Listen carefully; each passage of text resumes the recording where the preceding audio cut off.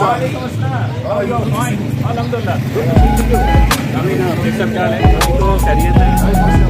कोई मसला नहीं।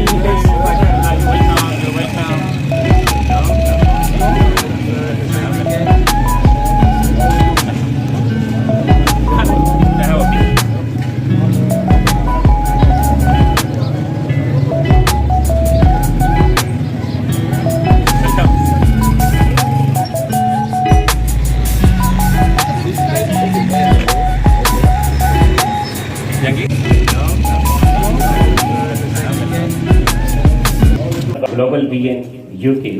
We do once more welcome all of them to the land of hospitality. I mean the Kashmir, the paradise at the heart. And then whether we are saying true or fake, we will get inshallah on the feedback of our delegation. That's one. And inshallah now we are going to just begin our this one educational session, the development of the leadership and personality. The first session will be delivered by the Mr. IoT, and we can pronounce his good name in our local language, IOG, Acho-G, and that man we can pronounce it in a very well IoT. And then I would like to invite him on the mic. He would like to deliver his session around about for the inshallah 30 minutes. Hope so you will enjoy and you will learn more. Do please welcome him by our clapping. Yeah.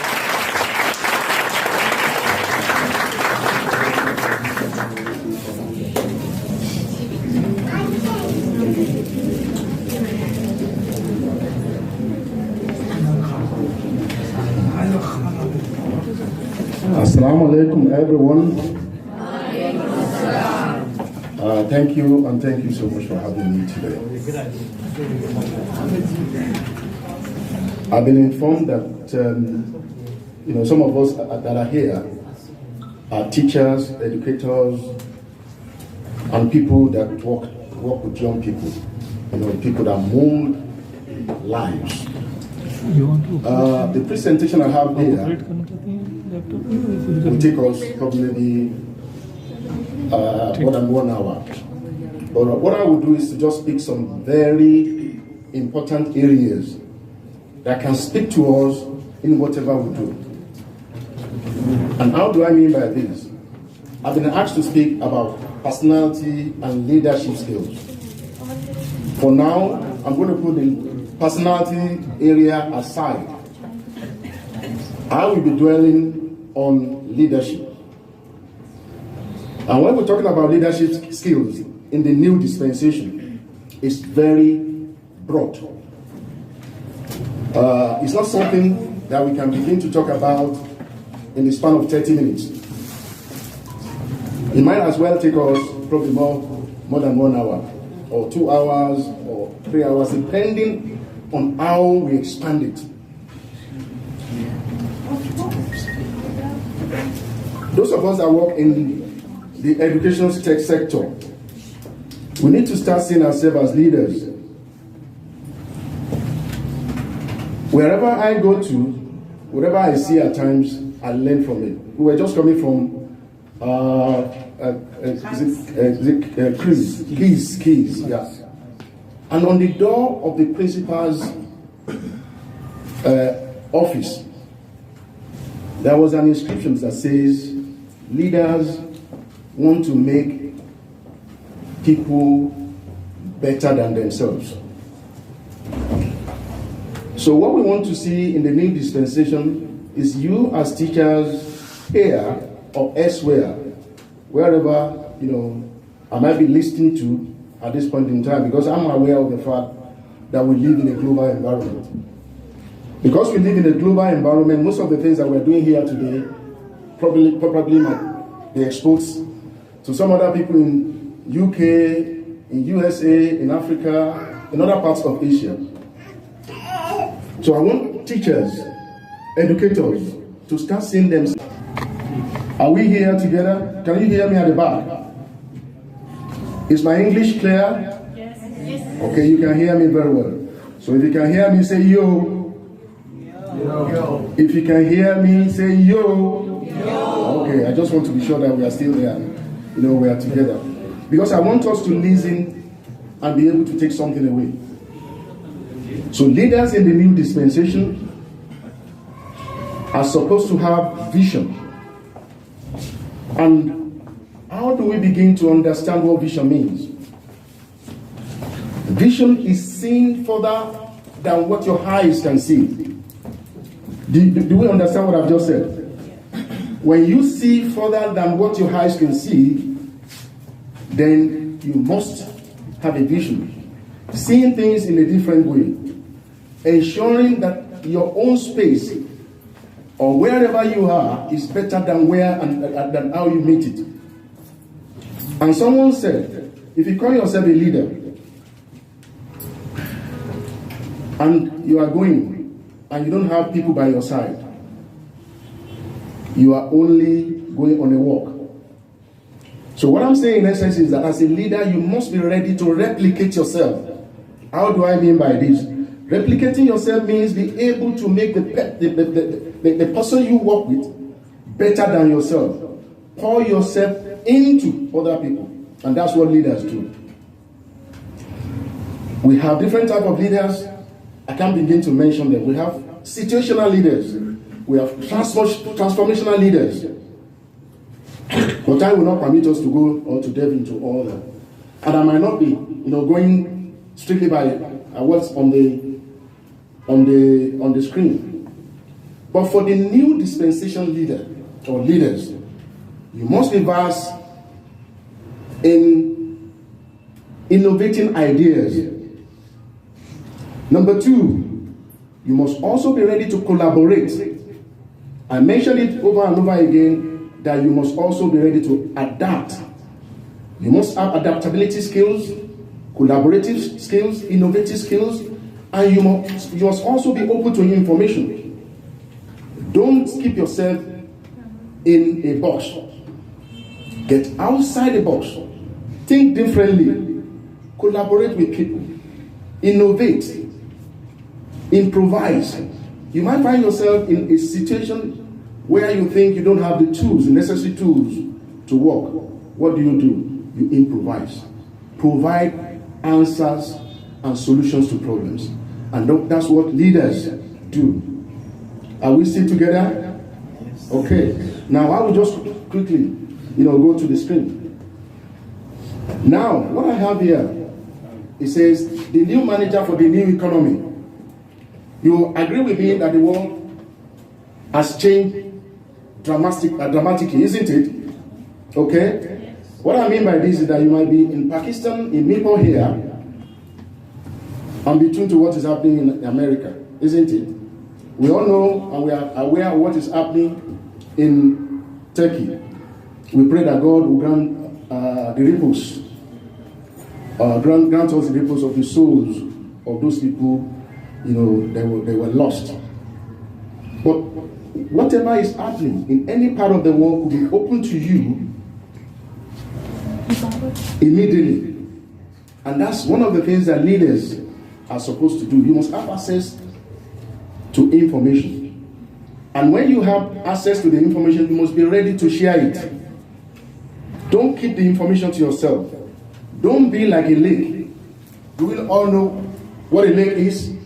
A lake only accepts, but does not give out. And the more you take from others and you don't give out, you stink. Lakes stink. Because there is no avenue to flow, but anyone that flows, you also have new ideas. And the ideas you have, you also give it out to others. And that's one of the things that I'm leaving with you. I've not really come here, to make a presentation. But I've come here to leave nuggets with you. To leave points that you can take away. Things that you can remember as leaders.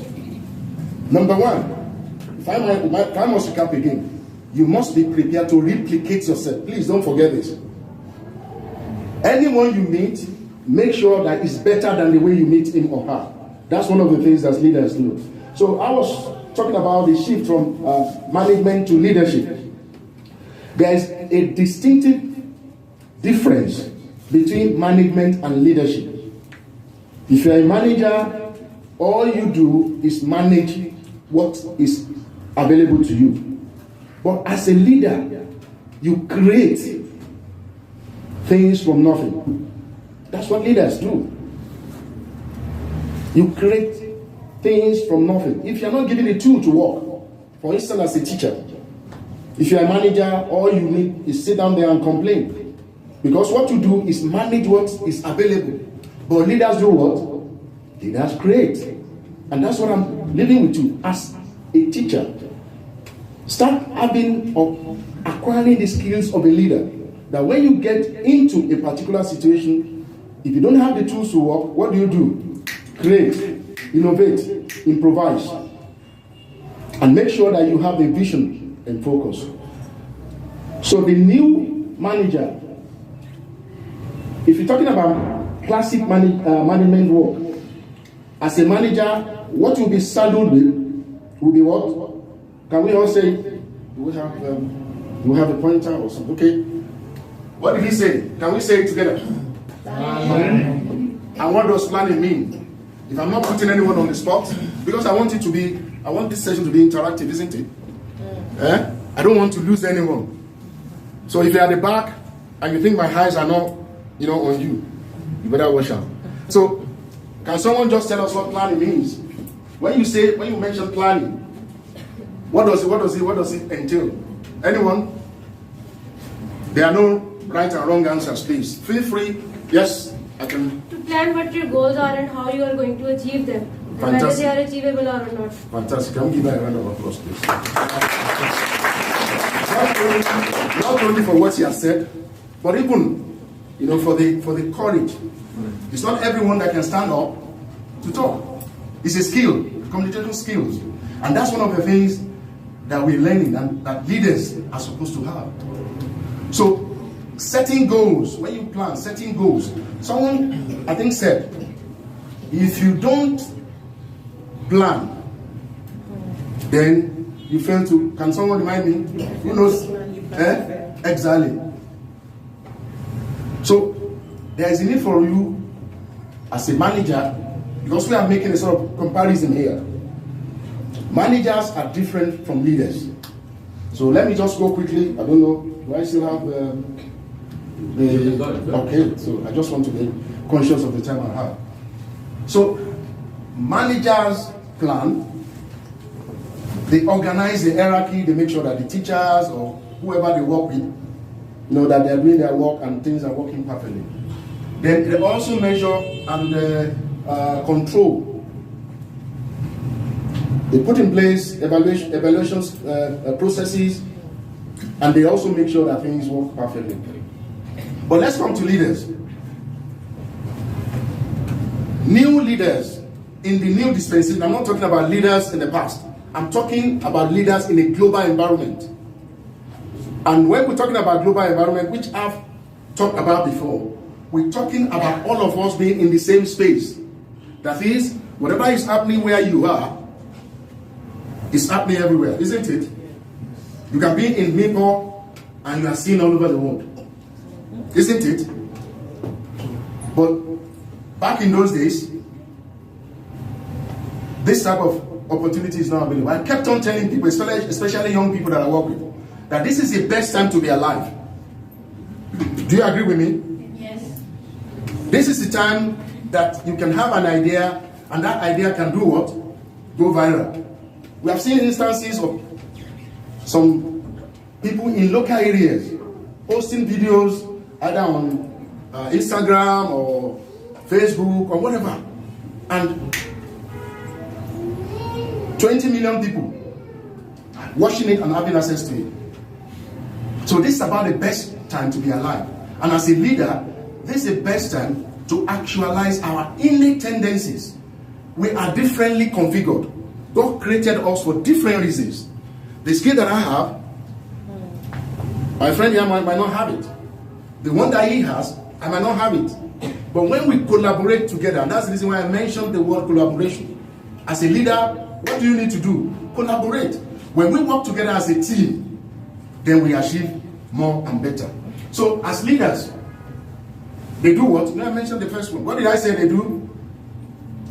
Can someone remind me? Are we still together? Then create vision. Create something out of nothing. When you see a problem situation, what do? You fix it. You create solutions. Many of those that have invented things or things that we're using now, they saw a problem situation and what did they do? They move in. Back in those days, I think in some villages, it might be only one person that has a television set some few years back. And everybody will go and convocate there. Some will be on the window, and you won't even see what is being transmitted because it will be black and white and it will just be flicking. But these days, your phone, and that's one of the things that I'm leaving with you that leaders can do. On your phone, as a teacher, you can earn a degree, isn't it? On your phone. You can earn an online degree. You don't have to be in the space of the four walls of a university or a college to be able to have a degree. If you are tuned to the global environment, there is nothing that you cannot do. And I kept on saying it, and I repeat it again, that this is about the best time to be alive. There is no limitation. If you want to learn how to tie your shoelaces, where do you find it? Can someone tell me? Online. Google it. How to sew a dress. Google it. How to cook pilau rice. Google it. GPT. You see? So many things. All you need to do, because there are people that posted all these things online, and all you need to do is just go and watch. There are 1,001 online schools, universities, that give out free, education processes. So why are you sitting in your own comfort zone? As a leader, you don't just sit down in your comfort zone. You get out of the box and think outside the box, isn't it? And that's one of the things that we do. Create something from nothing. What did I say? Can I hear you loud and clear at the back? Something from nothing. I'm not hearing you at the back. Create something. Can we say something? Create something from what? Nothing. From nothing. That's one of the things I'm leaving with us. I told you initially that it's going to be an interactive session. I'm not here to, go or delve mainly on what is here to present. But also the second one, because of time. If this is all I'm able to do, that would be great, isn't it? So the second one here is align the web of relations. So as a leader, don't underestimate anyone. Don't leave anyone aside, or don't put anyone aside. And what's the word to use? Make sure that you collaborate. Tap on the skills of every of your staff or your teachers, even students. Nobody is completely useless. But there are a lot of people that say, oh, he's not doing it well, he can't do this, he can't do that, he can't do this. No, there is something that person is good for, isn't it? Look for it. And make sure that you harness that skills as a leader. And that's what we're talking about here. Align all the web of relations. Don't underestimate anyone. Don't leave anyone out. Tap into their skills. There are some people who can sing very well. Then let them sing. There are some that can dance very well. Let them dance. There are some people that can clap at the back there. Let them clap. Isn't it? Let them clap. And by harnessing all these resources and skills, as a leader, you will get the best. You cannot do everything. Can we do everything? No. So that's one reason why leaders create teams. Then the next one is inspiring and coaching. You give people possibilities, not impossibilities. As a leader, give people what? Possibilities, not impossibilities. Don't tell people why they cannot do it. Give them 101 reasons why they can do it.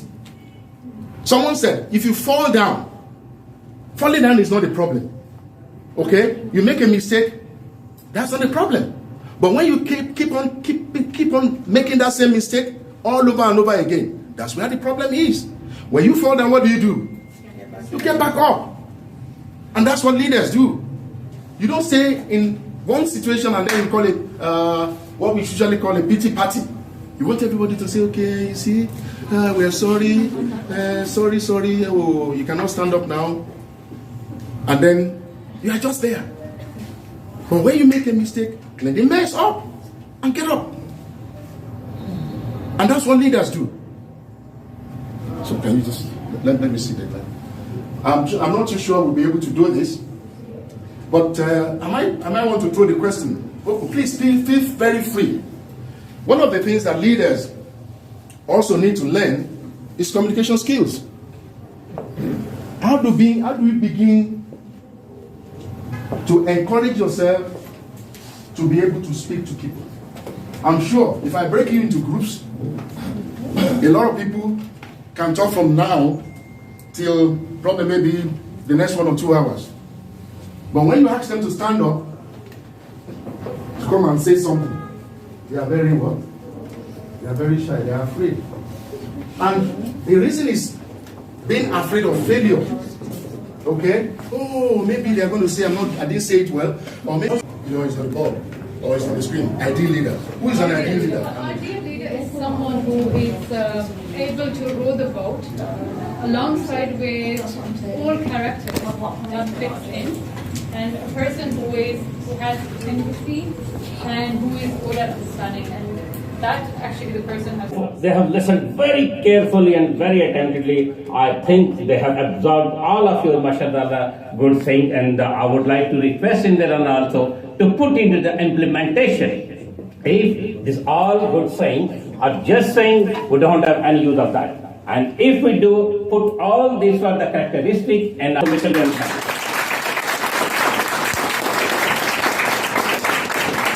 during the session, Mr. Iftihar Qayyum Mughal, he's also from UK and he's running here the charity hospital. He's a social activist, and mashallah ta'ala, sir, welcome you here at this one, along with once more the social dignity, Mr. Zia. Sir, you are also welcome here. And once more, Mr. Tahir Majid, he is also a social figure and works on the platform of the Mithadul Quran.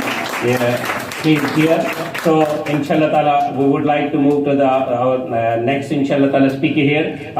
Participants, if you have any of the questions, any of suggestions, any opinion, you can put their opinion or your opinion at your piece of paper and you can send here. I would like to deliver your questions, your opinion very honestly to the speakers, inshallah ta'ala.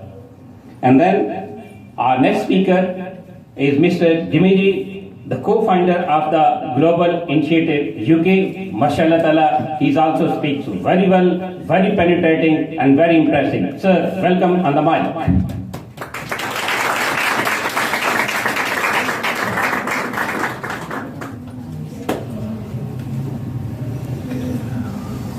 Yes.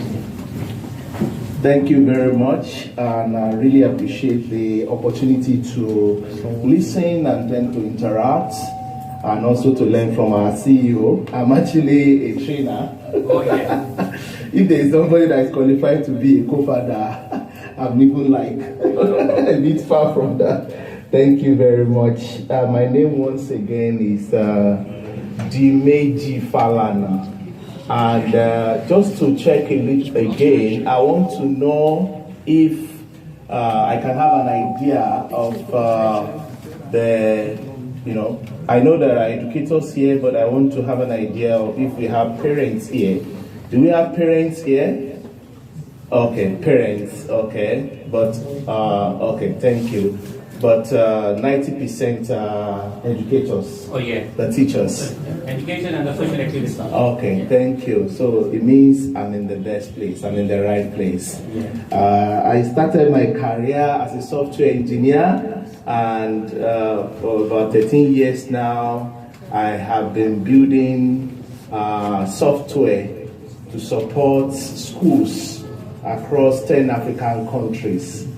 So over the years, I've developed love to know more about education, and then so that we can create improved and continuous impact in the life of the children. Today, I have a very short time, and I'm going to time myself. I just want to spend like maybe 15 minutes to give a talk, and I don't talk slow, but like I don't speak Queen English, and I don't speak Pakistan English. I just want to communicate, and I hope you can all hear me very well.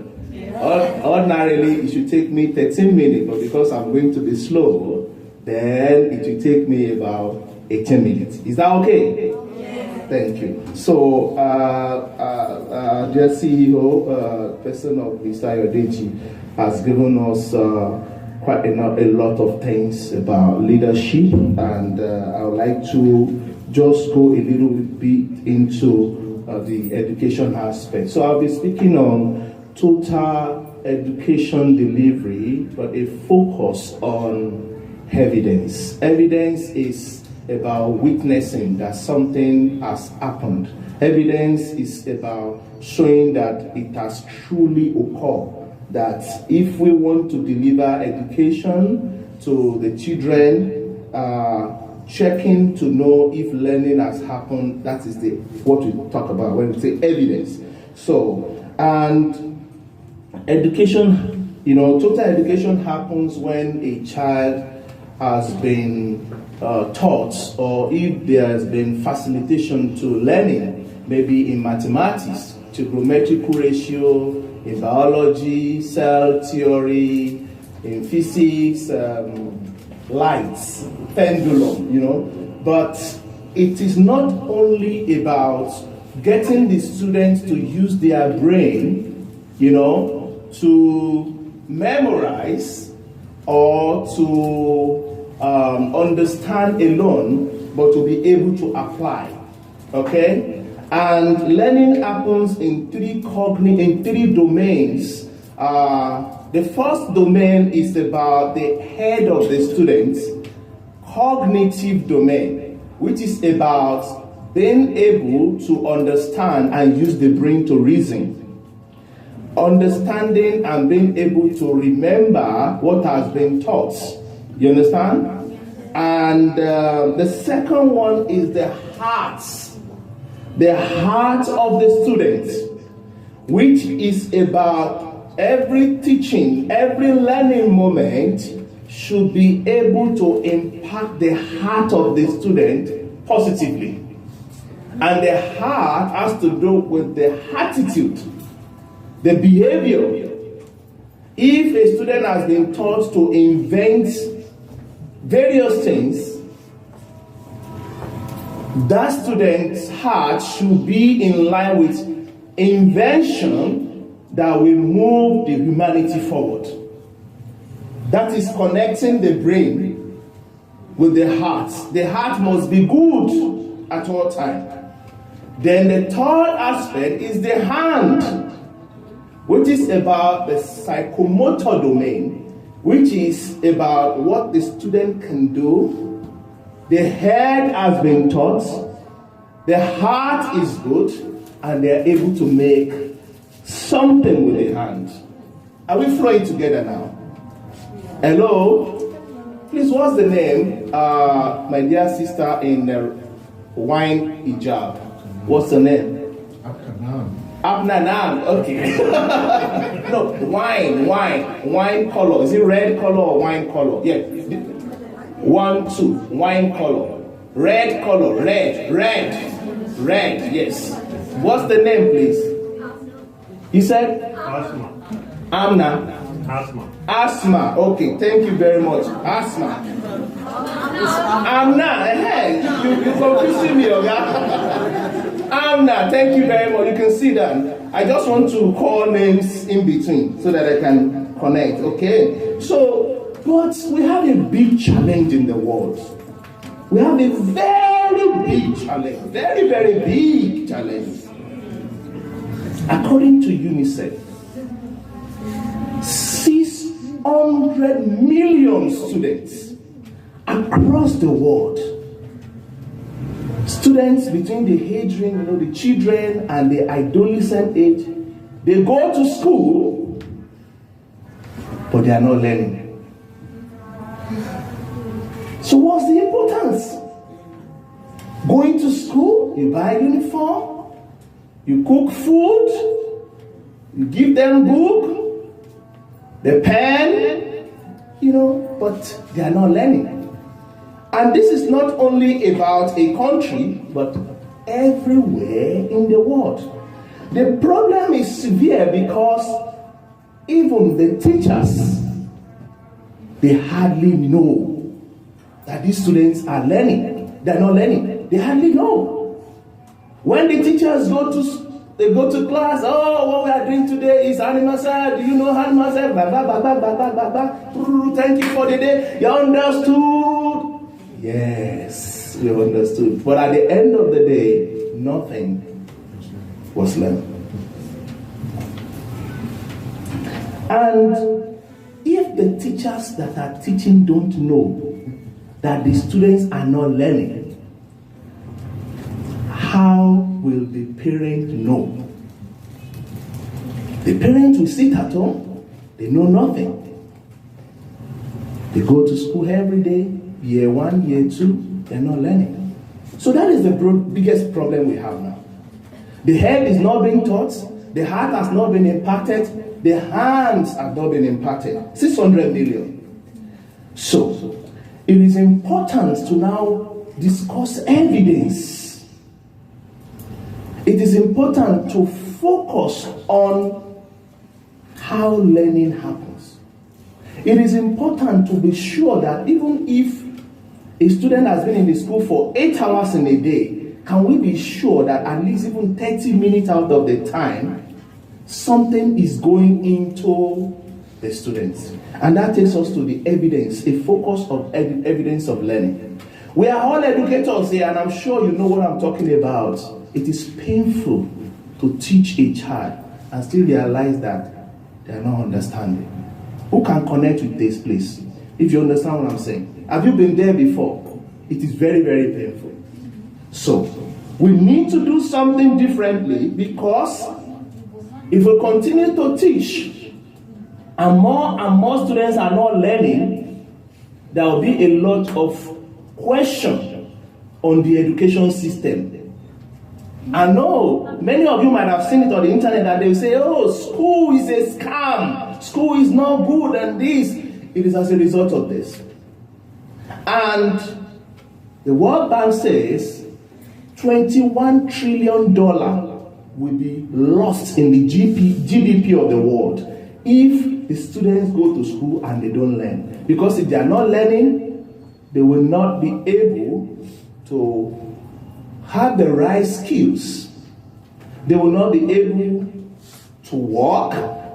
They will not be able to make money. And if they are unable to make money, they will not be able to have good standard of living and contribute to the society. So $21 trillion will be lost in the global GDP. So, because of this low contribution to the society, when we meet like this, it is important to discuss it. And I'll go straight that it is very urgent to now track evidence of learning. Every day, every moment, we stand in front of the students. And when we say we want to track evidence of learning, we are talking about a few things you might have. You can see here we have activity-based education, activity curriculum. In Kenya, they say evidence-based curriculum. In another place, they say inquiry-based learning. Different things, you understand? It doesn't matter. When we use activity-based, inquiry-based learning, any form of curriculum, what is important is that we have to track. We have to track, but we not know if we are doing well or not. We will not know how to improve if we are not tracking. And how to track is about assessment.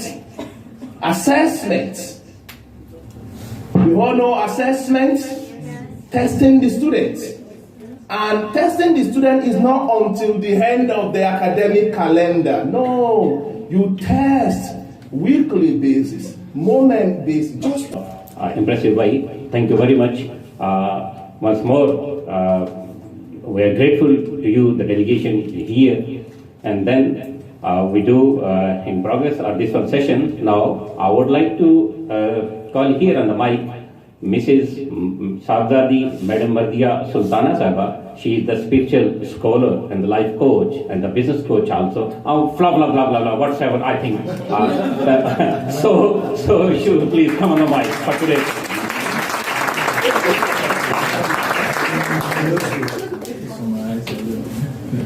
Assalamu alaikum wa rahmatullahi wa barakatuhu. So I will always begin with the salutation on our Prophet. Allahumma salli ala Sayyidina wa Mawlana Muhammadin wa ala ali Sayyidina Muhammadin wa barik wa sallim alayhi.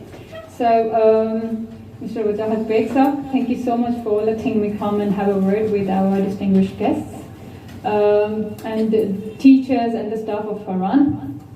It's always an immense pleasure to see all the different activities, academics and even otherwise as well. But for today's session, I'm so pleased that we've come to see two of the legends, which happen to communicate into a very calm and the way the things that you taught us. Sometimes we know the things already, but with the help of people yourself, we get polished. You know what I mean? So sometimes we know the things, but we forget them somehow. Like, a person like myself who's working in a government sector, and make sure you have fish. Make sure you have fish before you go. This gentleman, yeah. I'm going since I'm leaving now, so this is the right person. And thank you, so congratulations to the principal for... Once more, mashallah ta'ala, I'm thankful to you, Ma'am Mardia Sultana Sahaba. You especially traveled along with your, mashallah, the very cute, innocent baby. And you did come here and you have a very good talk to here. I'm not thankful but grateful to you. And during this one program, Mr. Dr. Ansari also has arrived here. Sir, you're welcome. And you're in time. We are just going to wind up the program. So invite here Mr. Aji to receive his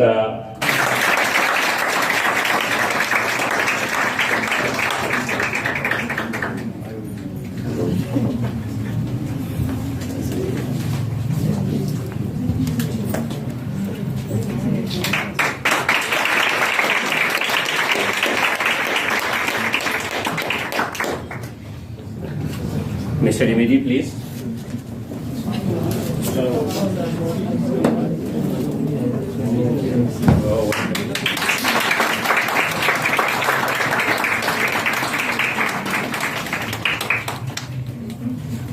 Madam Mardia, please.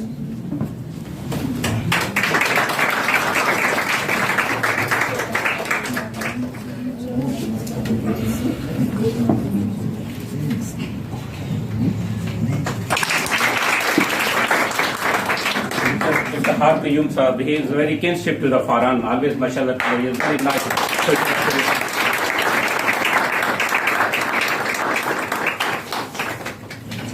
Mr. Dr. Ansari, please.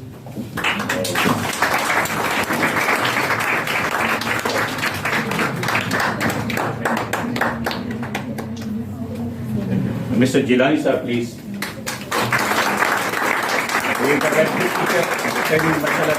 And running the 7 Skills Institute in a very nice way in the Mipu, mashallah.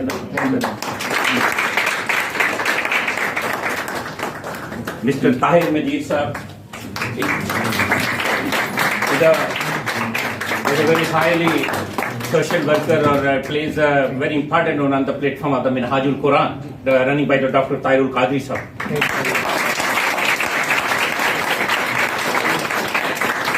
Here is the Senior Vice President of Private School and College Association, Mr. Iftihar sir. I would like to invite him, please.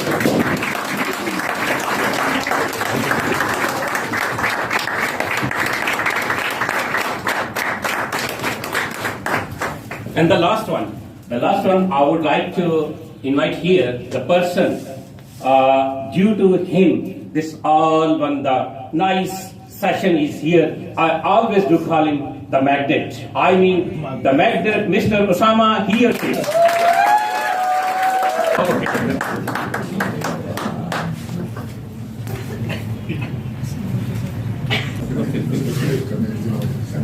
The last comment by the magnet, please.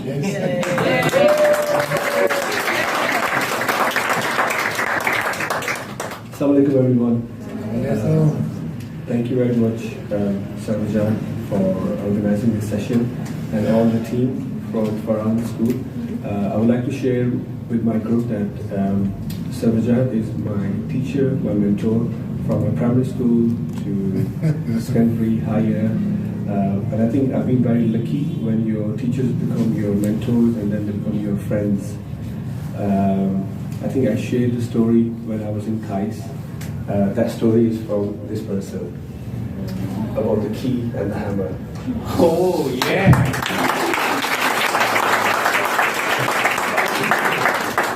So I just want to say thank you very much, everyone. You can share the story once more. I think I'll share in Urdu if that's okay. No problem. एक हथौड़ा और चाबी की दोनों की करो से कि मेरे के अंदर इतनी पावर है और मैं इतना हैवी हूँ कि मैं जब भी कोई ताला ओपन करने की कोशिश करता हूँ तो 2-3 बार उसको हिट करता हूँ तो टूट जाता है, खुलता नहीं है। तो चाबी को कहता है कि तुम छोटी सी चाबी हो, तुम्हारा थोड़ा सा वेट है और तुम क्लिक करके तब ओपन कर लेती हो। कैसे? तो चाबी जो है वो हथौड़े को कहती है कि तुम्हारा वेट है मगर तुम हेड पे काम करते हो, सर पे काम करते हो और मेरे पास थोड़ा सा वेट है अगर मैं दिल पे काम करती हूँ। सो मेरा ख्याल है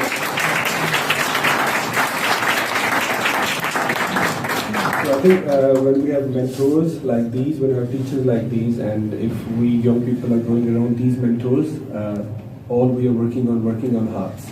And if we work on hearts, I'm sure the brain will start working as well. So thank you very much. Thanks a lot, sir. Thanks to all the team and guests. Thank you very much. Mr.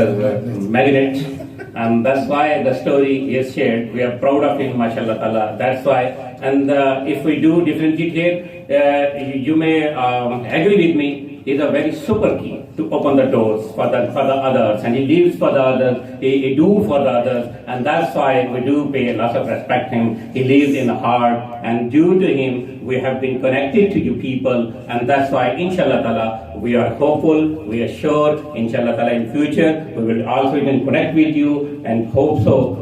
We will learn more, work together. Good luck to you. Thank you very much.